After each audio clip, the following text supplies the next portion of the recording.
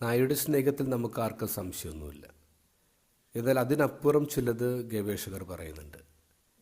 നായ അവരുടെ യജമാനന്മാരുടെ ശരീരത്തിലെ സൂക്ഷ്മാണുക്കളെയും മാറ്റുന്നുവെന്ന്.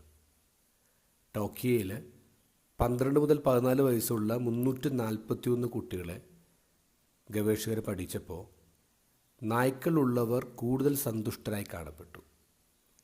നായ അധികം മുട്ടിയുരുമിയാൽ അവരുടെ സൂക്ഷ്മാണുക്കൾ മനുഷ്യരിലേക്ക് പകരുമെന്നും ഗവേഷകർ കണ്ടെത്തി. അടുത്ത ഘട്ട ഗവേഷണമായിരുന്നു കൂടുതൽ രസകരം. നായ ഉടമകളുടെ വായിലെ സൂക്ഷ്മാണുക്കളും നായ ഇല്ലാത്തവരുടെ സൂക്ഷ്മാണുക്കളും എലികളുടെ വയറ്റിൽ മാറ്റിവെച്ചു. പിന്നെ എലികളുടെ പെരുമാറ്റം നിരീക്ഷിച്ചു.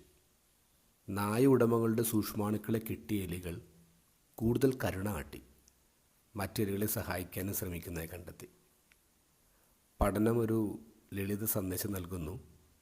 നായ നമുക്ക് കൂട്ടുകാരൻ മാത്രമല്ല, അത് മനസ്സിനെയും ദേഹത്തെയും നന്നാക്കുന്ന ഒരു ചെറിയ മൃദുവായ ജീവശാസ്ത്ര ലാബ് കൂടിയാണ്.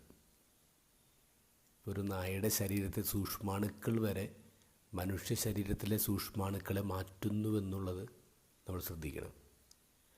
ഇൻ ദ ഗോസ്പലിൽ ഈശോ പറയാണ്, എൻ്റെ ശരീരം ഭക്ഷിക്കുകയും എൻ്റെ രക്തം പാനം ചെയ്യുകയും ചെയ്യുന്നവൻ എന്നിലും ഞാൻ അവനിൽ വസിക്കും.